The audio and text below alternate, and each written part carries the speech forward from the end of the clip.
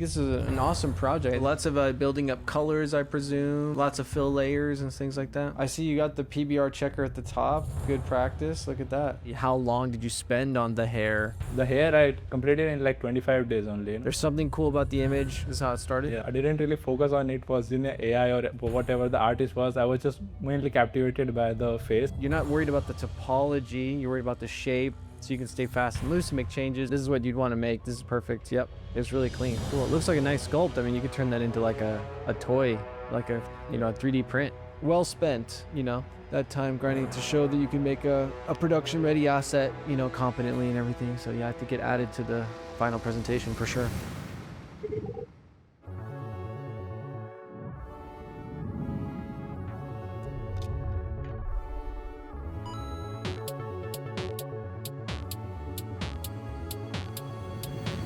Hello and welcome to Pixel Peeps, the show where we take a deeper dive and closer look at some of today's best digital art, along with the artists that create them. Today, my guest is Mehta, or Dave as he goes by, and he is a character and weapon artist from India who's currently a freelance character artist, and I think he's even on a contract at a studio. So today, we're going to be talking about his project Elf Knight, which you may have seen online, and he goes into the process there and you can see what went into making this awesome piece. And this episode today is sponsored by me, my shirts.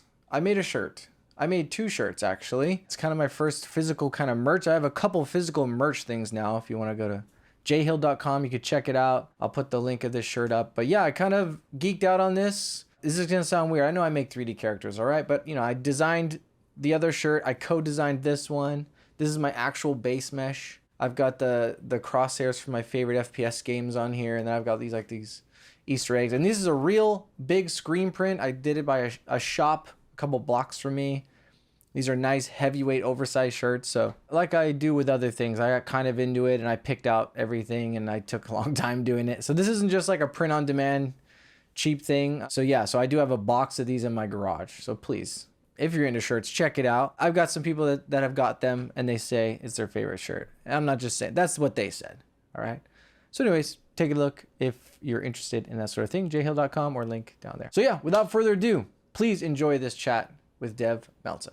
All right. So Dave, let's talk about Elf Knight. I mean, it looks really cool. And I know we're going to get into the details. Like I think the hair is amazing and stuff. Maybe we could talk though about just why you chose to do this project. What was the initial idea or inspiration that got you going? The basic idea behind this was I didn't really plan on of making like a full character like of this quality when I started that. It was mainly focused around doing a head study, like basically doing a head studies because I'm really more fascinated right now around like sculpting faces, and that's my like main interest. But as the project continued and I kept making more progress on each part, I then decided to maybe explore more areas which I haven't done in the past. So I delved into more doing the hair time, real time, and then texturing and all that full workflow. And then it ended up at this stage. Cool, man. Portfolio. Well, yeah, congrats. I mean, I think it came out really cool, especially for being early on. So maybe since we're talking about hair, yeah, if it started with that, maybe how long did you spend on the hair? And any stats like about that, maybe the workflow too. If you see the project, it's like I think it's divided into two things, mostly like hair. I think it reflects that the hair were the more prioritized. So, but I think I did the hair pretty quick as well. It looks like it took a lot of time maybe, but the hair I completed in like 25 days only. The whole thing. Okay, that's good. Yeah, around a bit less than a month for the hair. I do expect some people that hear that would be surprised because that might be longer than some people think. But yeah, I think like a month for a good hair style is common. Yeah, because I think I got the all the technical stuff and I summed that up pretty quick. I think around a week I completed all those because I didn't want them to obstruct in when you are working you don't really like to do the technical stuff in between. So I just finished all that stuff in 1 week and then. Just the placement, most time taking was the placement only. Yeah. Okay. Took care of placing all the cards. So for the technical part, are you saying like to make the textures? Were you using the XGen rendering out method? Yeah, the same workflow, I think. Because this time I was doing, this was my first time as well. So, you know, I was following some tutorials.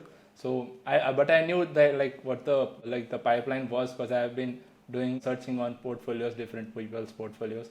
So I got that technical stuff all that from XGen, my hair, and then Maya doing all my curves, and I manipulated some things in ZBrush. But all of that stuff I summed it around in under 1 week, I think. And then after that was just I was just continuously doing placement, searching for different types of. Good, nice presentation too. Cool, man. Yeah, so started as a hairstyle, makes sense. Okay, like I said, the hair was definitely exceptional. So this was a jumping off point. This is how it started. Yeah. I mean, I have a lot of reps. You know, all of us do a lot of reps. We save up Pinterest. Yeah. So this was, I think I saved it at last year. In last year I saved this reference, and when I was trying to do I've decided on doing the female face, and I was going through some of my images that I've saved on Pinterest, and this kind of stood out to me due to the expression of her face. I mostly like the expression of her face, very expressive, shows a lot of feelings, I think, in the concept. And I didn't really, when I picked that, I didn't really focus on it was AI or whatever the artist was. I was just mainly captivated by the face and all the jewelry and the feeling it was giving.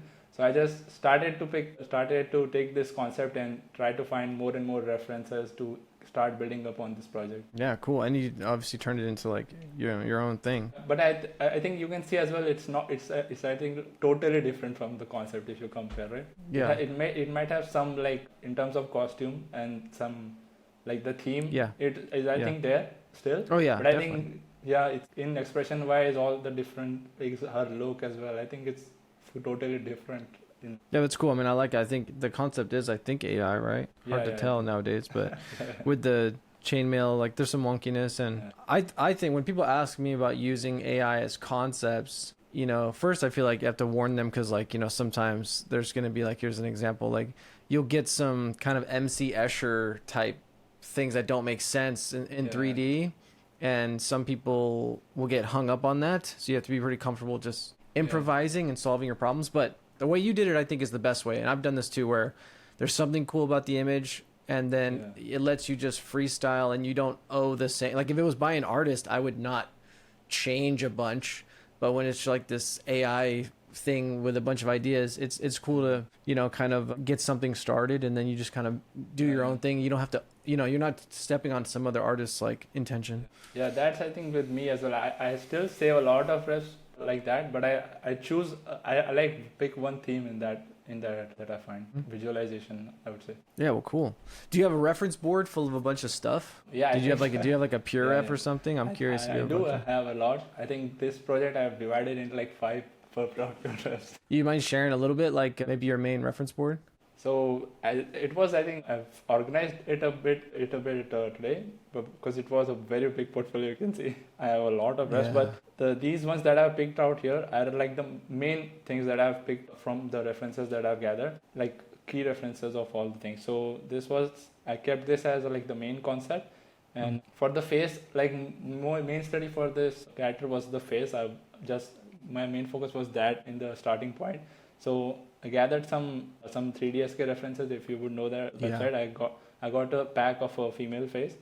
So this was like a starting point for my face when I was starting to do the base sculpt, and some other references of faces for the feeling of the eyes and dullness of the eyes that I wanted to express in the concepts. Like this was also a kind of look that I wanted in the final one, like some kind of these like a bit settled eyes. Some references for like the type of wrinkles I would have on the face, like freckles and all those things. Some like deep eyelashes, because in the concept, if you see, her eyes are like very, very dark around her eyes. Yeah. Her eyelashes, her mascara and everything.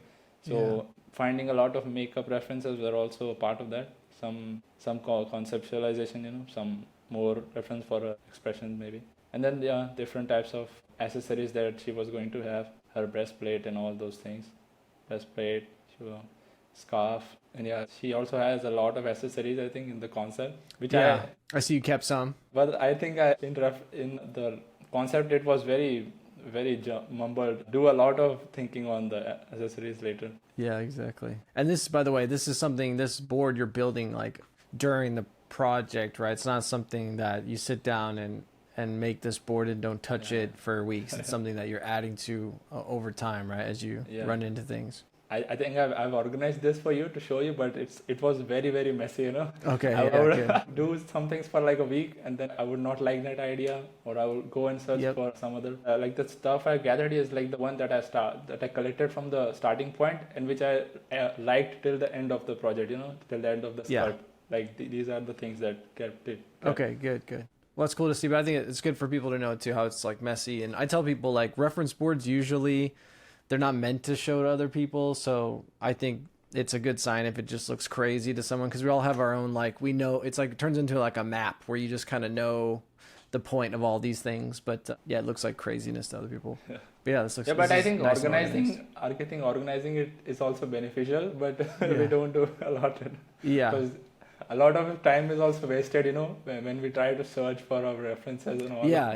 No, this is funny. Like you cleaned it up to show me. This is like when I would have people over to my apartment, I would clean the apartment just to make it presentable. And I'm like, why don't I do this more? What about ZBrush? Is that where you started the project? This is a base mesh right now. I didn't start from this. When I started the project, it was from the base plane, like, you know, the plane head, these head planes. I started from that, and then started building on top of that. I like to do, you know, from the skull to the fat and all that, and then cool. I try to sculpt over that. So I think from the head planes to this, I think like I did 3 days of sculpting, and then I projected a base mesh on that sculpt. I unfortunately don't have that file. This one was like my starting point. That was like very basic, like just getting the head shape. And then I wrapped my normal face around it. And from this, you used Z-Wrap for that? I don't remember. I think I just did a project, you know, because it wasn't that deformed at that time, so I just did a projection on the base mesh. I just started by extruding some elfish hairs. They were normal hairs though. Yeah. So did you modify the base mesh to account for the big ears? Like did you? No, it was just like normal base mesh, like a normal. You didn't have to add loops for the ear, like to stretch out the ear and add more geometry, or is it just like a normal one? Okay. I think I did add loops, but I did on the, you know, when I got a good high poly and I was doing the low poly one for that. I did poly mesh twice, and the second time I added loops in the topogon. In the second time. It was just like a, you know, I wanted a basic like good geometry for the sculpting process, so this was the first. Yeah, so it sounds like then at the end you remade your render mesh so it's not actually the same topology. Your high and your low for your head. Like you said, like the loops were giving me problems, you know. In these areas you can see some exactly. That's so this was starting point, and these are all my progresses that I started to make. Like these are very, very bad as well in terms of ideas. It's a different hairstyle, so were you thinking about making a new one before you reappropriated your hair study? Or so if I can show the reference again. So in the concept, you know, she has this type of hairstyle. This go flowing back, and then these two braids coming. So for the longest time in my sculpting, I was sticking to this, and then gradually between the process, it kind of slid away from that. So I will show when I do the change in the hair, but most of the process was done. I just kept this hair in. Okay. So this was looking more like the original now. No, it's like very masculine, you know, in this term. It's not too bad. Yeah. I'm not even focusing on the concept, just getting the bone structure and like trying to make it like human. I feel like I can see the original concept's influence in there. Yeah, I was mostly following that concept for like one or 2 weeks, and then I kind of went away from that. So these were some progresses. Then I think I got to this point around in like 4 days. I think 4 days. And then from this one, 13. This one. Then I started to just do some armor blocking with Dynamesh, using Dynamesh. Very rough right now. Yeah, cool. And so people can see. Sorry, really quick. You mind just showing the armor and like the shoulder pads, showing the geometry so people can see like what that looks like? Yep. Very bad. No, that's good. It's good. I mean, I get these questions a lot about armor and this idea of like making things quickly, almost like digital clay. You're not worried about the topology. You're worried about the shape, so you can stay fast and loose and make changes. And like you're demonstrating it great right here. So I think it's good for people to see. As well, enjoy sculpting in Dynamesh as well, because I did traditional sculpting for like 2 years. So cool. In clay in my college. So that really gives that type of freedom to sketch out anything you want. I think almost everything is dynamic. Here, there's nothing is like a clean geometry, everything is very rough. I think I blocked the head at this point and then kind of left it and did some armor blocking for like 3-4 days, and then that was the process, mainly refining the face for some time, then switching on to armor, then face again. So that was that one. And then looking cool now. Here we go. Starting to see the armor. I was trying to do some, I was kind of sticking more to the concept, so I did some of these. I think she has curves, sometimes some types of gloves as well, long gloves on her arm. So I was trying to add those. Just, trying to match the concept, not really situating on one idea. It looks cool. Did you use the ZBrush cloth brushes at all for that? No, I think I sculpted them. Nice, looks nice. It wasn't symmetric only. And this cool. The third, and then at this point I think I was kind of satisfied with the silhouette and the shapes of the armors and the different types of folds. Maybe with the shapes I was a bit satisfied with. I tried to give them a one-sided geometry and then just put a dynamic subdivision on them to get like a cleaner look from a distance. Yeah, is that leather armor on her shoulders that's still dynamic right now? Yeah. Can you show that? Everything. Can you show that to people? If just turn off dynamic so you can see. Yeah, so that's, and show the wireframe. So this is what you'd want to make. This is perfect. Yep. And there's like a ring around the edge and you get the shape, and then by doing dynamic you get to see it smooth, you get to see it with thickness, but it's dynamic, so you're not locked in. So this is how I definitely would do all armor and stuff. Great. I've seen from the other artists as well, they do the same as well, and your stuff as well. It's really clean. So the other armor is going to be like that too, right? But that has divisions now.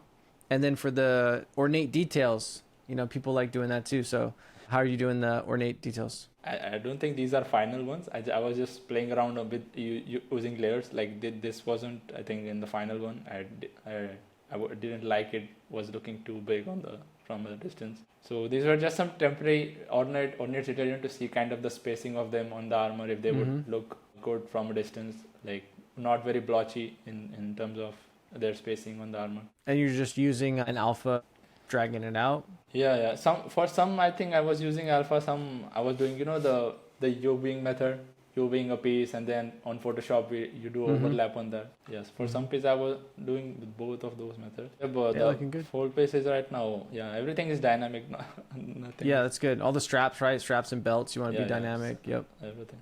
Yeah, great. And the hair as well, I think I refined the hair from the past. Yeah, it's looking cool. It looks like a nice sculpt. I mean, you could turn that into like a toy, like a 3D print. That's cool. I think at this point it was around 2 weeks that I got to this point. I was also like not doing it full time, doing 6 to 4 hours a day, 6 to 4 hours. Then I was doing studies as well in the past time, like sculpting studies different. I think I removed some stuff from this one because it was a bit overlaid, the belts and different types of things I was trying to make, different types of belts. So I just cut some things out that were looking a bit more clustered. So I tried to make it a bit more cleaner areas, some areas for rest when they look at the armor, maybe have some clean areas. And I think after this, I think I have the final one. That's cool. Yeah, let's check it out. Yeah, this was, I think, one more before the final. Okay. Yeah, I think in this one, I think I finalized the head, like for the baking process till that point. This was the final head till that point. Okay. And what about the detail? People love to know how you're doing the detail. So I think I did the detail using a 3D scan store head. I got a female, and then I saw that method on their YouTube page as well. Only the 3D scan store YouTube channel. They showed a method, I think, around 2 years ago, where you wrap their 3D scan, fully made 3D scan. You do a Z-wrap on your sculpt to get all the pore details. You don't even have to do the Z-wrapping of the displacement or anything like that. So I just did that method of transferring directly from a 3D scan surface. That was kind of easy. That I think took like 2 or 3 hours only, and I got all the details, like the primary details. And then I wasn't really satisfied with the lips, because it's like a like semi-stylized, semi-realistic character, and all the wrinkles that I got from the scan were like fully realistic. So it was getting a bit like too detailed in some areas. So on the lips I did manually all the details. Okay. On the lips, and some areas like in the inferior, the eyelid region, lower eyelid region. These I just did manually. Oh, looks nice. Yeah, looks nice. Yeah, some manual creases. Yeah, and the ears I think as well I had to do manually all because they were getting stretched a lot. Yeah, so just understand and we can, share better the particular method. So did you wrap your head mesh to the 3D scan store and then project in ZBrush, or did you wrap it to get the UVs lined up and just load a texture in? Yeah, so I think when I did the first UV, after between that and between this sculpt, I did the the clean retopology retopo mesh, and then I continued my sculpt. And when I did the projection, so I had UVs prepared for my retopology for my model, and then that was I just projected those from into ZBrush only, all the details on my mesh. Okay, so you did project like the pores using like using the geometry or subtool thing, project all. Yeah, with that only. Okay, cool. Yeah, nice. Also, could you speak a little bit about your decision ultimately to make this kind of a bust and your thoughts on that? I was planning to do a head study only, as I said in the first, but in the concept it was kind of showing all his armor and towards his like half of the body. So I dwelled into doing the half of the body only for the project, and I was doing my studies as well, so I wasn't really that experienced at that point in doing a full body character, so I wasn't really that confident. So I just stuck to doing a torso half bust project. Yeah, no, great. I just want to like highlight, obviously I think it's a strong work. I think it's great in your portfolio. You see it got a good engagement. I don't think anyone would, looking at the project, say it looks not finished. And I really urge people to do things like this. It's kind of like in between kind of a half character and a bust, but this is a great scope because, as you say, you're doing other things, you're learning. It doesn't have to be a full character. Yeah. You could do several things like this, and again, they would be strong portfolio pieces. And look, you got to do hair, face, armor, leather, anatomy, chainmail, everything, and you're saving some time. You get a great project. So I just want to keep putting it out there for people. You don't have to do a full year-long project every time. You can scope it down. If you are that confident in the area of skill you have, I wasn't really that confident in my making a full body character, if I would be able to justify doing that type of quality in the full body character. That's good. That's great. That's smart. That's what I'm saying. It's like you do a couple of these, then you're already getting projects finished, and then you do a big one. Now your portfolio is 3 or 4 things, and you're more confident. That full character is even better than it would be if you did it as the first one. I think you're doing it the best way. This was second to last, which I finalized for the final one. In this one, I did all the facial details, and that also was done. And I think after this, I did the same pipeline, checking in render engine and then doing more changes on the sculpt, render, changes. So from this point, I think I have one high poly file, which was the final, and then after that was just in and out on the Ranger. Okay, cool. And for rendering, you used Marmoset? Or what? Marmoset, what did you use to render? Marmoset Toolback 4, I think. 4. Okay. So I can show you the final sculpt. All right. Wow. Here we go. So this was the final high poly, which I did all the baking and everything for the armor. And did you end up decimating anything to make it lighter, or is it when you? I think right now everything is decimated. Okay. I'm not sure. Nice. Yeah. This one, but it's decimated, but at a very high quality. Yeah, it looks pretty high. Still, very high. This one is very high. Yeah, wow, cool. And all the coloring I did for the baking map in the substance. Yep. I think I did some couple of changes, if you would see from the last. I changed like the scarf. Yeah. This wasn't really working. The torn out look in that small space was made kind of looking clustered. So I did like just like a plain scarf. And again, the scarf, you're just sculpting it? Yeah. This was, I think I did hand sculpt it fully. Yeah, good, dude. Your clay sculpting is paying off. Yeah, just like from normal geometry, one-sided geometry. Yeah, so this was the final for the sculpt for the torso and accessories. And the sword as well, I did the same with the same method. Just normally blocking out and all those stuff. So cool, details. Fun. Yeah, you got to do like the emboss and everything. Yeah, great. Okay, cool. So when you finally get to this, I guess you're 3 or 4 weeks in, and then you're gonna do topo gun. That's what you said you did to do. For this one, I think topo gun. Because I think I wanted to do retopology, and that I think I learned like 2 years ago, so I did in that only all my retopology. Yeah, how long did that take? That's just for people that don't know. It's software made just for doing retopology. I mean, you bring this mesh in there, and then it's kind of a live surface, and you're just clicking point by point, making polygon by polygon, so you can create your low poly. I don't know if it's used these days. Is it used a lot?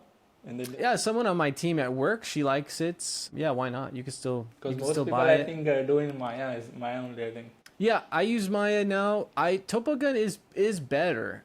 It is better because it's dedicated for it. It is a little bit of an old software. Yeah, it has some issues, you know.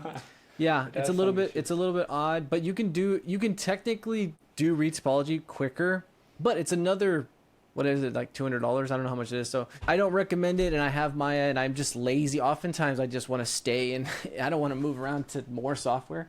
So I've been using Maya for years now. I don't use Topogun, but I used to. I used Topogun on Evolve. We used it, yeah. No, it's a good software if people would like to try it. The retopology I finished pretty quick, only in 1 week, I think. I did the full character retopology. Just grinding? Like, are you just like, is it hours a day? Just click. No, for the retopo, I was just doing, the late night streams for 4 or 5 hours late night. Okay, yeah. And you just listen to something or put Netflix on and just try to not get all bored the to death. technical stuff, I just like go and just finish it in like 1 week or 2 week maximum. I don't like to delay it. I don't really like the drags. Kind of drags the project, Yeah, definitely. Yeah, so you just muscle through it. Good job. So you do show your low poly and your polygon count.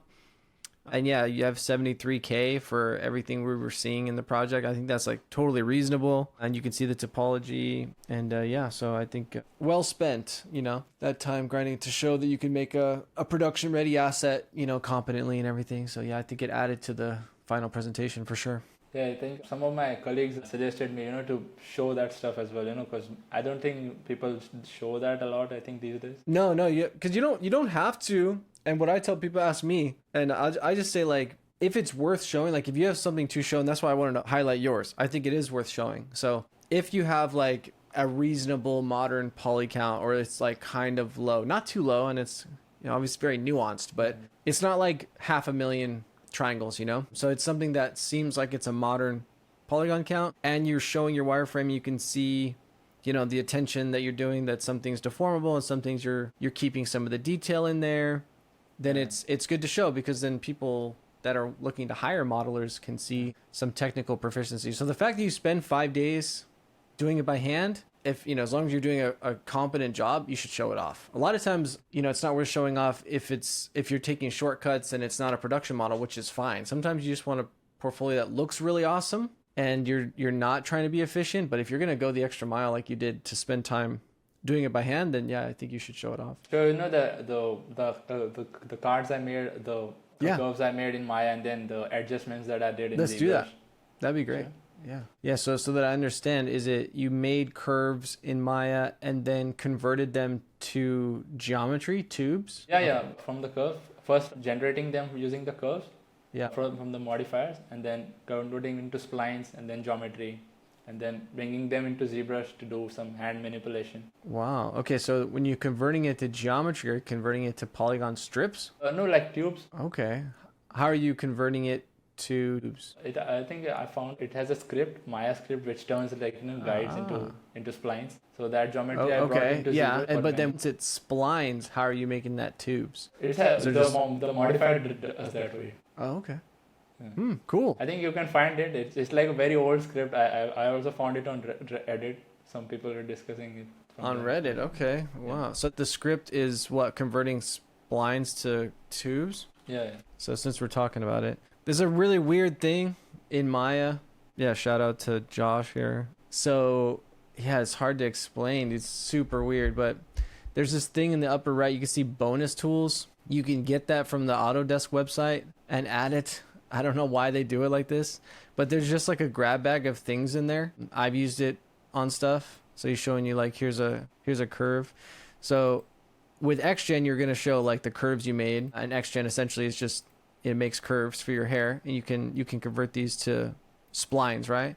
And then here in the bonus tools, which you have to download and add, there's a curve to tube mesh. So yeah, that's pretty sweet. So that's useful for me too, because sometimes you want to use XGen to make hair, like maybe short hair or like, stubble or something like that. And you want to just use XGen because it's good at that, but then convert it to Geo so you can just bake it. And anytime I've done that, if you use the normal convert to Geo within XGen, it will make it polygon strips that are facing the camera, which is not what you want all the time. So yeah, this little workflow or a workflow similar to this, if you have to get a separate script, whatever, this would do it. And then you'd get tubes. Yeah, it's cool. This was the splines that I got from Maya. Okay. Yeah. Wow. So I just like baked on the, they were like geometry. And look at you, you even like made a region map for it. I was planning, because I think my hair were very dense, the character's hair. So I planned a bit in early. I think it's not a bit, it's slid away from that, but you can see the hairs. Yeah. So if you don't mind, explain to me why you run it through ZBrush. What is it that you're doing in ZBrush that you want to do this? So when I got these from the base that I made in Maya, I don't really pay attention to keeping spaces in between hairs, because I think when you do guides, generation to XGen guides, you have to manipulate it a lot. I think if you want like final result from Maya only, but I wasn't really aiming towards getting a final result in Maya.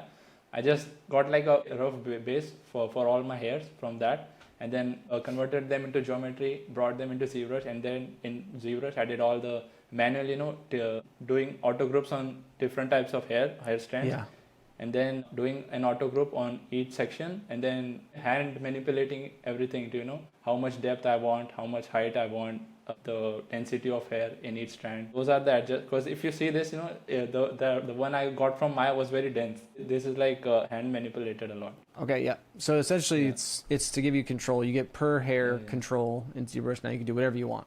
These are also very dense. So if you can see, if you can see my cursor, Yep. I try to generate these types of shapes as well in the hair that you get in real life. These type of oval drop like shapes, empty shapes, these shapes. Because I think in Maya you don't really get when you generate guides. It might look like that from the top angle, but if you go from the side or from the other side, you don't really get that type of hollowness in the hair. So I did all that manipulations in ZBrush. Yeah, interesting. Yeah, I mean, it gives you ultimate control. Yeah. Getting all the different types of depth in when you're baking as well. You need to get different types of shadows. Yeah, so that's kind of where I'm going now. I totally understand give it complete control over the hair strands now, but the baking, when I've baked out textures in Maya to get my different control maps using XGen, like you get like the root to tip, for instance, it's natural because the spline has a root to tip. So when it's converted to polygons now, I'm wondering, what's your baking like? How do you get things like that? Can you get a root to tip map this way or no? You can get that types of map because I did the baking with XNormal for this project. So what you do is you try to make, if you can see my screen. Yep. I can show you my helpers. So you try to make these type of bake helpers. Okay, and so you're actually when you convert these to polygons, maybe they already have UVs, right? Yeah. Okay, so you're actually putting a gradient. When I get from Maya, they have UVs. Yeah, they already have 0 to 1. Okay, great. Yeah, so then you put a gradient on there. And you actually have a low gradient too. That's interesting. But yeah, you put a gradient on there and then boom, you get your root to tip. And then in XNormal, you're baking texture to texture. Yeah. You have your high poly this with a texture assigned, and then you're baking that onto a square, right? Yeah. I think it's standard method. I don't really know if other artists use it. I found it from some tutorials that I've got. I haven't seen this particular, but it makes sense. Yeah. I like that you finish in ZBrush. It gives you ultimate control again. Interesting. And XNormal is talk about ancient programs, bro. Yeah. XNormal is open that shit. It's like you're back in time, dude. It's very good for hair baking textures. It gives 4K textures as well. That's why 4K to 8K it can give as well. People still use it because it hasn't been totally eclipsed by other programs yet. So this was the final that I baked all the maps out of, and here I have the final hair. So for hair as well, I made a different file because I already knew that the hair file is going to be very high in terms of its size due to the textures it uses. Wow. So okay, so I think I've spoken to someone else that's done this. So yeah, this is again pretty rare for me. But you are using ZBrush to place your cards and you're rendering the transparency. Yeah. That's cool, man. That's especially for you're a sculptor and use ZBrush. I mean, I'm probably the most comfortable in ZBrush in terms of moving stuff around. But yeah, this is pretty uncommon, I think, but it makes sense. I mean, look at it. You can see your hair. I mean, that's pretty good, dude. It's a bit of a difficult task to do it in ZBrush, I think, but Okay. if you enjoy ZBrush, I think you will love it. Okay. I don't know. You Do you have to- like it? You said you did this for like 2 or 3 weeks. You're just in here moving it around. Yeah, I liked it when it was, not really dense when I was starting the lower layers, but as it started to get more and more, it was Yeah. just And are you also playing just some polygroup game all the time? Just like, okay, these are all a group now, and now everything's its own group. And if I try to show you, yeah. I mean, it looks good now, obviously. Now that we're here at the end. you can see, that's this amount of polygroups. Yeah, dude, it's just like, okay, maybe, yeah, I'm starting to regret. I don't know if I would try this, honestly. How are you getting the strips? I wouldn't suggest this. I would suggest, anyone that uses Maya to just get the GS Curves tool. It's like $20 or whatever it is. I haven't really tried the Maya method, it's really famous. I think most people use it, but I'm not a Maya user that much, so I didn't try that method. Honestly, I'll put this to you. On your next one, do you use Maya for your modeling or no? I'm trying to increase my use of it. Okay. Well, definitely if you are, if someone is a Maya user and they're going to make their hair, just use the GS Curves tool. It's like $20 on ArtStation Marketplace. I would say for you if you, next time you make hair, I think starting with GS Curves, because it gives you splines per strip, you can rotate, right? And then you can create groups in there. You can cycle like the textures. You know how your region map with all the clumps? You could map that so that like on a strip, you could like click that blue strip and say, use another one, So it's made for this, but I do like the control that you get in ZBrush and the visualization. That's another thing that's kind of lame in Maya. Visualizing transparency hair cards is still not that good. And I'm surprised that ZBrush is pretty good at it. And so just like you did with the hair, because you used XGen, that's Maya. So just like you did with that, I might be like, seeing this, I kind of might want to try starting in GS Curves tool, getting it to 80-90%, and then finishing it in ZBrush, because you can just, you have all your stuff and you're just able to like reach out and say, do this, do that. It gives you that final bit of control. So that might be an ideal method. In Maya, when you're doing hair, does it get laggy when you're getting bunched up after the project? I don't think so, because we're only talking about like 50,000, even 50 to 100,000 triangles now. 1 or 2 layers would be fine, but after that it will try to throw your PC down, the ZBrush will. What do you mean by layers? What is it that's slow? I'm meaning by the layer, when you're building the upper layers, like more and more your hair is getting more and more dense. The ZBrush will try to, because the file is also increasing to like 15 GB, 10 GB. So why is it getting big though? Because ZBrush can, why? That's weird. That is due to the texture, That's the texture. Okay, then that's why, dude. Yeah. That has to be it. It.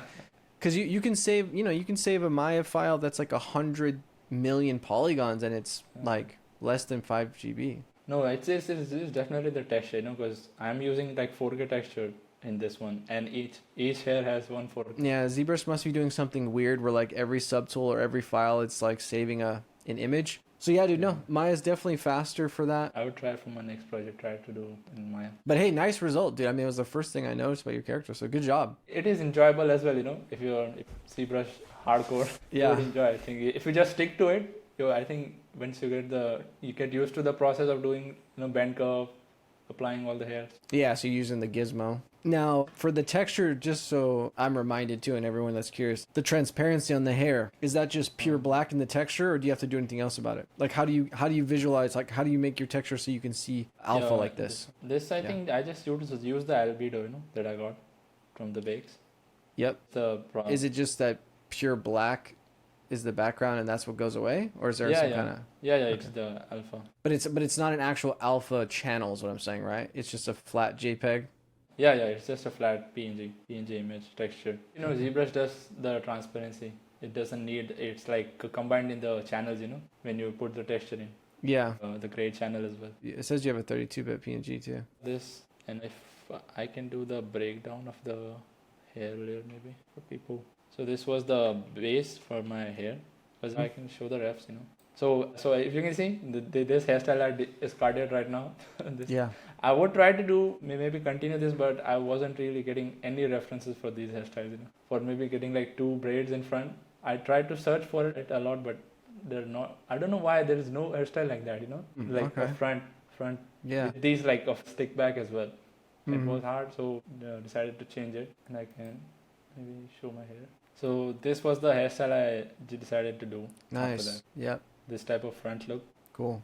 these type of, and then getting really long in the back, long hairs. Nice. These, and then having a braid in between. This was a bit hard as well. I when you're trying to you're looking at these type of reference, you try to add and add more. Once you have got one braid, you try to add. Oh, I can put one braid on this side as well. It will look more good. One braid on that side as well. So I was trying to do that, but at some point I was like, my main hair is getting so heavy, I can't really afford to. It was getting too long as well with the process. Because if you see, I was trying to add these as well. I tried to add these, but it was getting too clustered in the hair. So I discarded that. Okay, cool. Yeah, so your braid is a separate piece, and then you have like more detail on top. So this was my main, and then these were secondary hairs, some less dense, and these ones for the So like for the hairline, kind of the temple. Yeah, some transitionals. Nice. These were flyaways. That's my favorite layer. Yeah, I didn't really work a lot on these. If you can see, they're like, I think in total there's like only 40 or 35, I think. Because I could have done more as well, but I wanted to finish the project. It's already been like 3 to 4 months on that. So I was like, I'm not more. I think it was enough as well. Because the hairs were already looking very like the look I wanted for it, the messy type of look. Now these were some front hairs. Some eyebrows as well. Eyebrows I didn't try to do in haircuts because it was a bit too hard to do with a single. So I just tried to make them with a fiber mesh. Just did fiber mesh. Oh, cool. Nice. And then baked it onto the head mesh or onto a card? These were I just used like these. You just used Geo? Yeah. Okay, didn't include that in the final try count though, did you? No, I didn't. It's like 100,000 just for the eyebrows. Painted the eyebrows in substance as well. I think eyebrows are easy to do, but it was long overdue. Yeah. I did the eyelashes. Oh, okay, yeah. That I did. Yeah, with that I did the hair and this. Yeah, dude, looks good. And this was the low poly if you would like to see. These. Okay, yeah. Yeah, looks good. All right, maybe you can close down ZBrush and give your computer a break. Yeah. Maybe you could quickly just touch on the texturing method, anything you learned there, like the face in particular, and then we could see the render scene at the end. All right, cool. Yeah, so here we are in Substance Painter. Nice. So yeah, maybe first, like, did you use a scan as a base and then build up on there, or did you paint it the old-fashioned way, or what? Yeah, I tried to do the face scanning. I got some face textures to start with, but I wasn't really liking any result that I was getting, because this is not a realistic face. This was like getting very soft proportions, and the textures weren't really matching. So I did everything by hand only from the start. Oh, nice, cool, dude. And the tattoo came out pretty good too. I mean, it's kind of subtle in the final presentation, but it's a nice. It wasn't detail. Really closed up on that, so on the tattoo. Yeah, that's fine.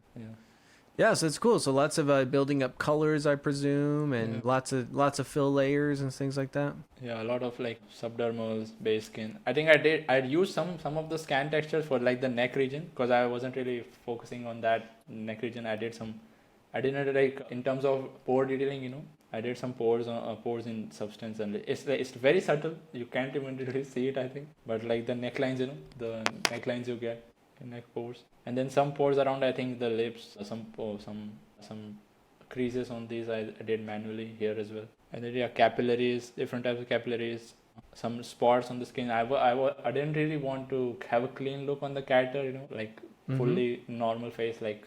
Maybe a bit more dust, maybe spots, a lot of spots. Skin color a bit more pigmented, different types of pigments in the skin. Subtle pigments. Lots of imperfections and stuff. Yeah. You mind changing the view to base color only, just so people can see like how detailed it is? Yeah, this cool. Is maybe zoom in a little bit. Yeah, because I think it's cool for people to see. Like, I think base colors can have a lot of detail. Some of it like subtle. Obviously, your freckles are pretty high contrast, which is again, I think it's a cool look though in the end. So, but yeah. Yeah, I think I try to not really make the skin pale as well, because it can sometimes look very pale in renders. So I try to add as much like different kinds of spots, some maybe different areas of hue and saturation, different saturations. Lips. I did different types of eye makeups, Okay, yeah, cool. eyes, and then lips as well. Lips, Jameson, and then these lines, you can see in my albedo, the neck texture that I used only the scan texture in the neck region, but I don't think it's really that much noticeable in that. That's the other thing. Once you render with like a skin shader, you have a lot more control, and you can wash a lot of this stuff out and everything. These. Well, yeah, cool. And then doing some roughness, overall roughness in my. I didn't really focus that much on roughness. I did just some like basic roughness areas. Then some subsurface scattering, some scalp as well. I tried to cover up my scalp more and more, but my hair was so dense. I was trying to. Yeah, I didn't. So I stopped in between. Okay, cool. Because they really, yeah. And then some I did some holes for the earrings. Okay, yeah, with some height. Yeah. I Okay, know they cool. kind of look fake, I think, in this, but in renders they're not really noticeable. Yeah.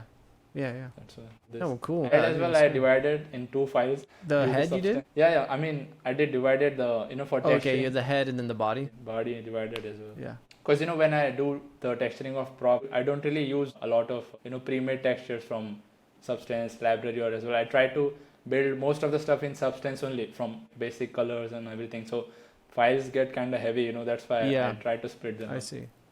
Yeah. Cool. Smart. They can be made light, but I try because I build everything from the ground, so they get a bit heavy.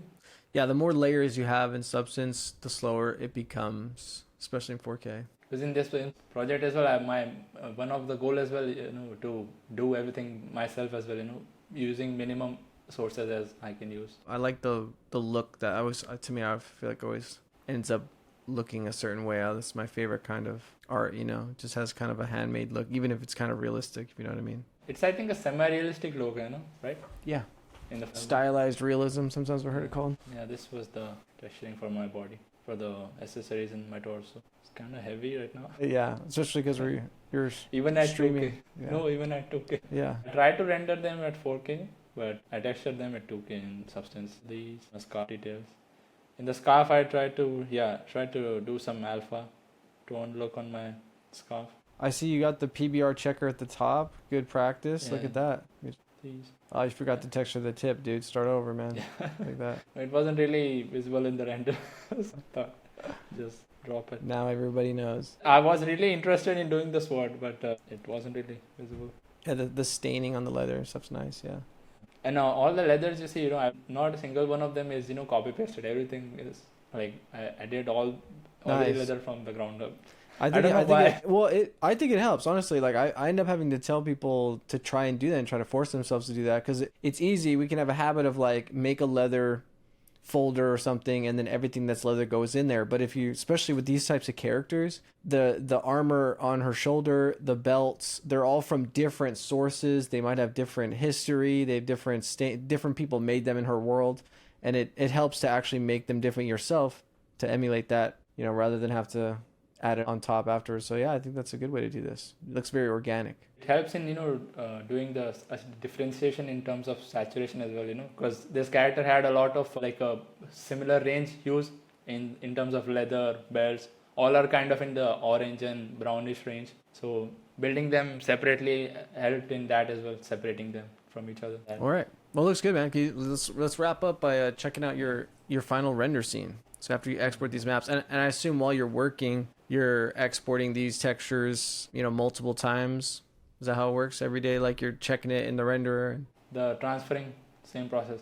Checking in that, checking in this, checking in the render engine, checking in the Substance. I use that at 2K. That's only because I have to do the transfer. That's why. Otherwise, I can texture at 4K as well. Yeah, a lot of times I wasn't able to either, and that's pretty common that you'd have it in 2K in Substance, but export at 4K, right? Yeah, and it recomputes all your stuff, so you're actually getting it 4K. Do you render your stuff at 4K mostly? Or 4K? Yeah. But like when I was working on Apex Legends, for instance, like at that time, 4K in the display you couldn't do it. So, and in the game, that was back then, so that seems even more superstitious, honestly. That was back then where you wouldn't even ship the game with 4K textures. Yeah. So, but there was a thinking that if you authored things in 4K and then reduced it, it would be sharper. Yeah, It's kind of crazy to say now, but we all used to think that, which is silly. But yeah, I mean, that's what we did. But now, yeah, with modern computers like the ones I use at work now, I can work in 4K for the most part too. If the scene gets really crazy, then like you're doing, you can drop it down the display viewport to 2K, and then when you export though, it will actually recompute so that when you're looking at any engine, it's full resolution. Yeah. I also tried to render this project in Unreal, but I already expanding so much. I tried to learn hair making, texturing, and if I did Unreal as well, it will take 1 more month to understand.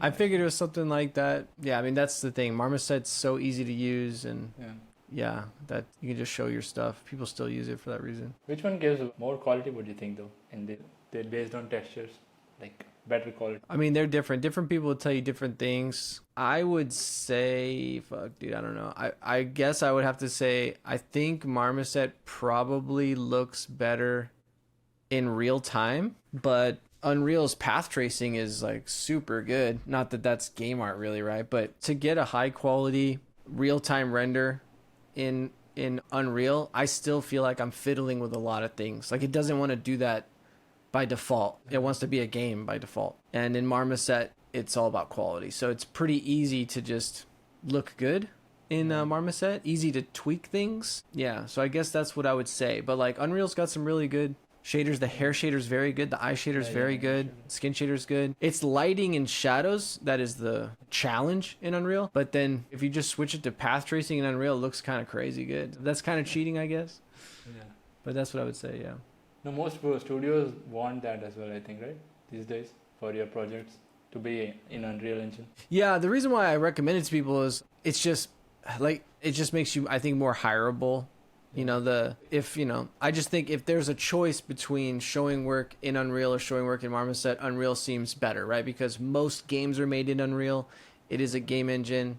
It feels as though this person makes game art. They've used Unreal before. So I think it just, all things equal, it makes, it increases the chances of doing that professionally. And most of the time, that's why people are doing this. So, and it's free. Marmoset, you have to pay money. Unreal is free. And it's the most commonly used game engine. So yeah, that's why I recommend it. But like you say, it's another skill to learn, but it's worth it to become more hireable. So yeah, I think it's worth doing. So this was my final render scene. Okay. Are you using ray tracing now? Yeah, it's okay. Well, turn ray tracing off. Let's see what it looks like. No. The eyes look a bit more bad due to the refraction. Yeah, you're actually using refraction then. Yeah, you're actually using refraction. Crazy. Okay. Without that, it looks kind of crazy. Okay, yeah, turn ray tracing back on. That's fine. So yeah, it'd be like using path tracing in Unreal. I don't know. I can't really compare to Unreal. I think you can compare. I don't really know the results of Unreal right now. That's why. Path tracing is, I mean, just in case you don't know, anyone listening, like in here, you see that button. It says use ray tracing. That's using a full ray trace renderer. That's a separate renderer than the real time one. And that same thing is true in Unreal. There it's called path tracing. They're both path trace renderers. I know this is confusing. What it's doing is actually simulating light bouncing around and stuff. So, thankfully those science nerds have been figuring out how to predict that stuff and make like a physical render. So it's like Arnold. It's an offline render that's calculating lights bouncing around. Now you can't do that in real time. In Unreal, they've added that, and over time, because what's going on is when you go to your render setting just like this and you switch to path tracing, is actually switching over to a new renderer, so completely new math for everything, and every single shader has a different shader. So it took them a while to get it all online, but like you make a real-time character for a game and you have hair, you have skin, you have cloth, right? Then when you switch to path tracing, under the hood, you have no control over this. Under the hood, it's changing to the path trace version, so completely new math. So it will look different, but you get it. It's like Arnold now. Like it's a full-on simulation of rendering. So just like this, it has to denoise. It's not in real time. The idea hopefully being like in a game or a product, you can pick and choose where you want to do like an offline render for cinematics or something like that, or marketing. And you don't have to make two completely different assets. You make one asset and it could work in the game, and then you can do your marketing. So yeah, similar to this, but that all of that math like is different. So what looks like hair here and hair and there, it's just, so it's a little bit subjective. But just like Arnold, what's called an unbiased renderer, that means it's trying to be as true of a simulation as possible. Generally, to me, that means it's better. So the path tracer in Unreal is an unbiased render. So similar to Arnold, it's trying to be a simulation of what happens with light and materials. And to me, that means it looks more like a photograph. And that, to me, I think that's a better quality. But again, it's like subjective, you know, like they all look a little bit different, but that's what's going on. So what's your light setup look like? Can we see that? How many lights you got? Is it like an HDRI? I think I made a lot of light setups for my renders, different types of all renders. So I have for top, third, 3/4 side by, and I from with all the lights I tried to get, you know, the Rembrandt feel on the face, getting that triangle face. So most of them include that. Oh yeah, and I wanted to ask how are you doing the eyes and the eye textures and stuff, since you're using ray tracing here? It sounds like you actually have like a cornea, and how'd you do your green eye texture, your nice little green eye texture there? So I have the basic setup of a cornea, and then having iris and the pupil, and the one for two meshes, one with the pupil, iris, and the sclera surface, and then one mesh for the cornea, which I'm using refraction to get, you know, the parallax effect from the side. So you're actually simulating an eye render, Yeah, and the eye as well as sculpted by hand only in ZBrush. Oh yeah, nice. Yeah. The actual iris? Yeah, the oh, good job. I love it. Yeah, it's got a cool style to it. Love it. Nice. And then I don't know if you can see, but she has a... the wetness, right? The wetness tier line? Yeah, dude. It's very subtle. Nice. I don't know if it's working that much or not working. Yeah, I think you subtle, can see it. It's like a very subtle... Yeah, people are always like, oh, it's too small, but no, it's good. You just want that little white line, dude. You want that little white line. That, and I think the eyebrows are working, and the hair as well. Yeah, the hair looks really nice, yeah. Hair as well, I tried to add more subsurface scattering in that, but in final renders it wasn't really looking that, you know, it was looking kind of like a bloom. It was looking like very bloomish if I increase my subsurface. Too bright or something. Yeah. So I tried to keep a balance. Yeah, it ended up looking cool. It has kind of a wet look, kind of a glossy look. I think it's cool, yeah. With the face as well, I think I went with that only, you know, not really like it's not a relaxed face, you know. It has some like maybe she came from somewhere. She has some sweat on her face, maybe some. Then for the light setups, I think I based my lighting based on my camera. Yeah, that's good. That's the right thing to do for sure. Going to different cameras, and then I have and then based on all these different angles, I have different light setups for the renders. Yeah, I've got side, back. For hairs, I think I did for the hair renders. I had different light setups to show you know the silhouette of the hair, some backlight here you can see. Yeah, no, good. That's how they would do it, you know, in photos or cinematography. I love seeing at the end, you know, like I'm addicted to just moving the camera around when it looks like a cool model, you know. I love the way the light moves around and everything. Hey, let me ask you some questions I like to ask people. So like for you, what was the hardest thing about the project? The hardest was, you know, if you have started the project, you know, my main giveaway from this project was to, you know, if you have started this project that you were going to do a bigger project from, and you know, you set it aside for some days, you know, and it's not finishing, you know, and you're just piling on different projects, because that was happening with me. I was already 3 projects with this. I had 2 more projects I was doing, so I was starting to do another one after this one, but I said like I need to finish this one first, you know. I'm not starting another one.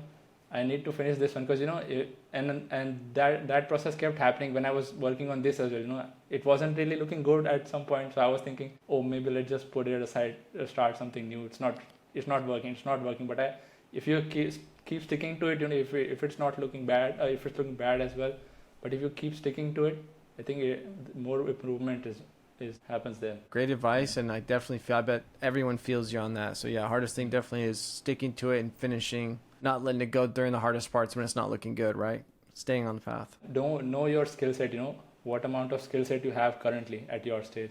If you don't have certain skill sets and you're trying to do a project that someone else does, but you don't have that skill set, so it's already you're setting yourself up for failure. Yeah, so, I feel that too. It can be discouraging, and then you're so far off from your initial goal that you abandon it. I recommend too. I know it sounds easier than it is. I think it's a great example in the project that you did here. I recommend people to try and choose a project that is a little bit outside of their current skill set. Yeah. You see what I mean? So you have to grow a little bit to do it.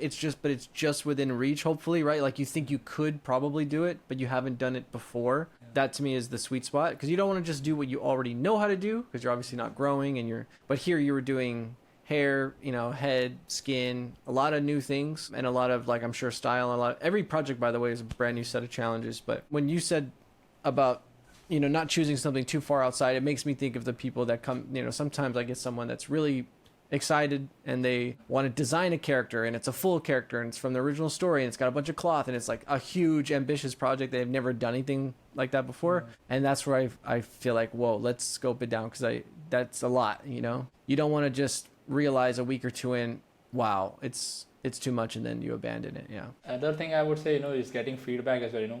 A lot of people don't really take feedbacks when they're working in between, and that can be really harmful for a project. So keep getting feedbacks, every month, every few weeks. Yeah, definitely. Because that helps a lot. Sorry, I just want to ask, did when you think about this, does something about this surprise you? Surprised me. I was more, I think, fascinated, by new things that I was doing. Okay. I wasn't really surprised by anything, because I love games, I've loved them all my childhood. So when I started learning these things, what I saw from other people doing, so it was kind of exciting. It was a bit frightening as well. I ended up making this, but not really working, looking bad, but doing, it had that part as well, as I was excited to do this new stuff, this new technique I was trying to do. So that part, I think, was the good for me. So I had some process shots as well, if you would like to see. I would love to see the render engines. I love that. Yeah, we can see a little, just different things. This was very first one, where we just like 2 weeks in. This was the 2 week sculpt. Good. I just want to highlight that you good job. You got it in to the render scene, even though it's high poly, even though it's not done, because with the camera, with the lights, you just everything get to see. Everything is dynamic as well. Yeah, great. So this, I did some more, another render. This was like very flat lighting, nothing. Yeah, but it looks like you're starting to get the textures going. Yeah. I was trying to match the concept, with the pose from this as well, but it didn't end up working in that angle, so I switched it. In this one, I removed the hair, did some paint over in Photoshop. Paint over, good job, yeah. Good, yep, good. Did some eyes as well in this one, eyes and eyebrows, with it. And then got some block out here before starting my hairstyle. And this was block out from ZBrush. Nice. And then these are some feedbacks that I got with my friends, they were telling me how you should start your layering. This was the base. Nice, good. Tried to do different hairs, black hair, some brown. And then this one, getting close to the end, trying to, setting up the textures in this one, cleaning up the textures. This was some hairs. This was some eye test. I was trying to set up the eyes. Before the eyebrows are a mesh, it looks like, too. These were just painted. And then this was the, more closer to the final one. Yeah, this was the last process I took. So fun to see always. What was your main thing that you learned, or the main thing you'd say you're taking away from this project you're going to take on your next projects? What's your main takeaway, I guess? Big takeaway would be, to focus more on studies, Instead of starting, you see something and you try to replicate it, don't try to replicate it in terms of, doing a full thing. Get a certain reference of that thing and study that thing for a week. Like a torso, you're trying to do anatomy sculpt, maybe get a torso for a week.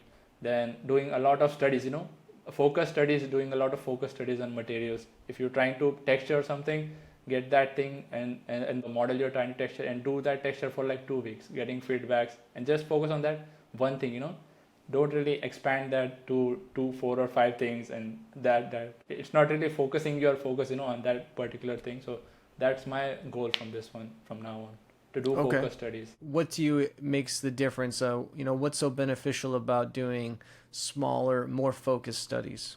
This as well I've got from some of my tutors, my mentors told, if you try to do focus studies more and more, if you do hand sculpt for 2 weeks, you try to make 2 weeks the best hand sculpt you can do in those 2 weeks.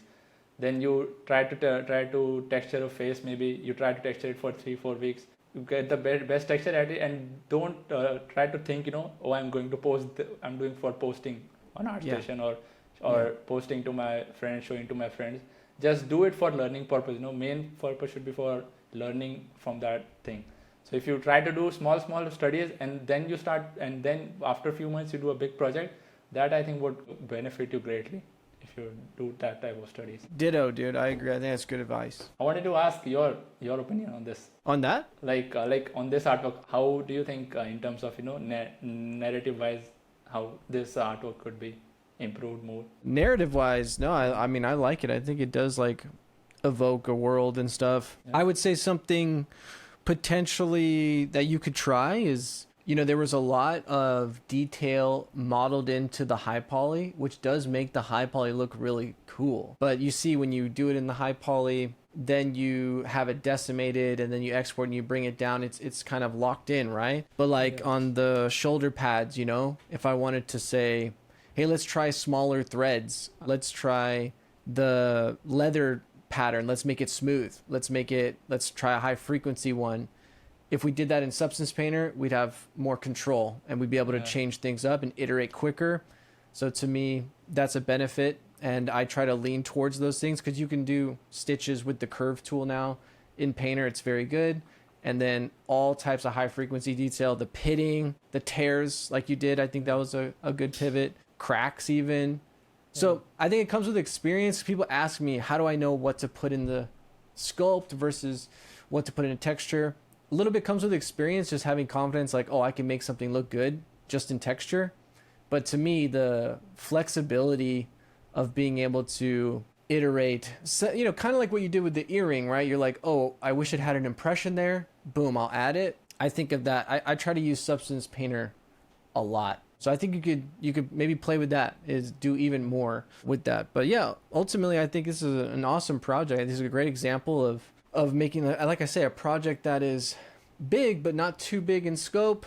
It feels like a finished project. You got to do a lot of things and you got to play around with design even, which is, it's a skill in of itself, but because you're kind of riffing on that initial AI concept, it lets you make your own game character. I know it's fun to do that. So yeah, I think this is a great example for everyone learning. I think for a lot of first time things, this is a super strong project. So yeah, I would ultimately just say, keep doing what you're doing. And then maybe as just an exercise, just like you're talking about in studies and in growing skills, I do think if not the next project, maybe a near future project, choosing a really strong concept by an artist and doing your best to stick to it so that it feels like bringing it to life would be a good exercise to do. Not that this is wrong, this is great because there's so much more creativity, but then just because it is part of jobs to bring designs to life and you don't have a lot of creativity in some situations, it would be good to flex that muscle too and show like, oh, I started with a concept and it's even better, but they still feel the same. That would be another thing I think you could focus on. Working from concept, I think that is a good thing to do. Sticking to a concept. If you had to do anything over again on this one, would you do anything differently? Yeah, I mean, there's a lot of things I would do differently. But what are the things that come to mind? Like, I would definitely improve, the body, because my main focus was on the face. I was satisfied with the face and the hair. Like 80% I was satisfied with it. And for the body, I would maybe try to, make better proportions to the torso, maybe having better balance between all the elements, because I do think they are looking good right now, but can be more, they could have been more well balanced as well, the armor could have been more explored maybe, but because I didn't have that much proportion torso at the first place, so that's why one mistake leads to another, one part that so once I had that built up on another, I wasn't really able to make changes at the end. So yeah, from this project, I think focusing on these proportional changes, because those affect a lot, I think. Yeah. I think texturing could be improved, but it's not bad. I mean, everything can be improved a little bit, but I would say, I guess, right, of everything, texturing could be improved. My first character as well, I think that's why.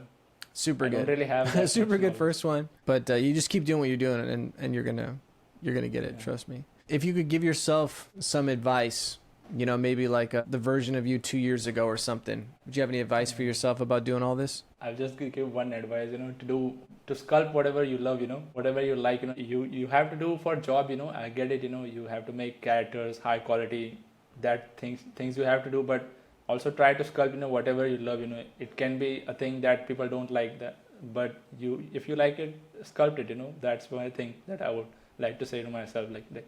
just sculpt it. Hell Don't yeah. think about making it. Oh, I'm gonna make this high or a character. If it's not really expressive as well, but you like it, how it is, you enjoy doing it, so you should do it. Yeah, exactly. Yeah, and easier said than done. I completely agree. Do it for the fun of it, and don't let other people's kind of thoughts and opinions try to affect you that much. Just try to keep having fun.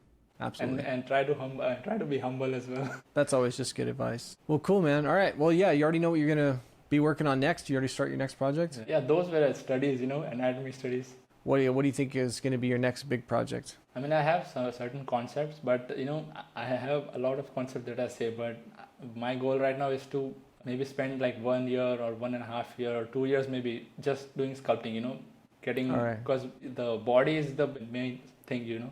Body and face. Because I think that's what most of the portfolios miss as well. I think these days that I see my friends as well.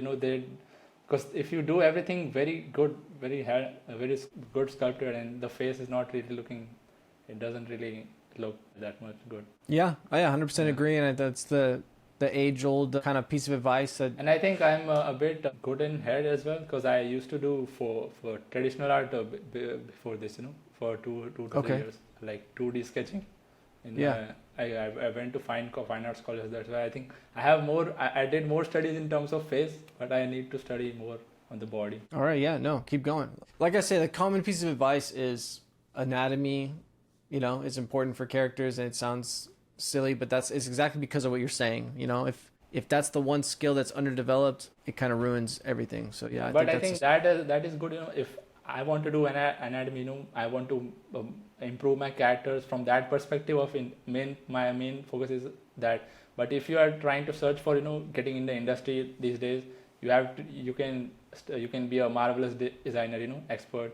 You can be a hair artist. So that as well. If you enjoy those as well, that is your main course. You enjoy that. Yeah, that is good to specialize. You can definitely specialize more now. Yeah, I agree. Well, cool, man. Yeah. Again, congrats on an awesome project. Thank you so much for your time and sharing your process. I'm sure it's going to be inspirational for a lot of people. And you had a couple workflows that not so common, and I learned a thing or two. So yeah, thank you for your time and everything, man. Sure, man. And thank you to everyone listening. Appreciate it. Obviously, check out the full res images and stuff.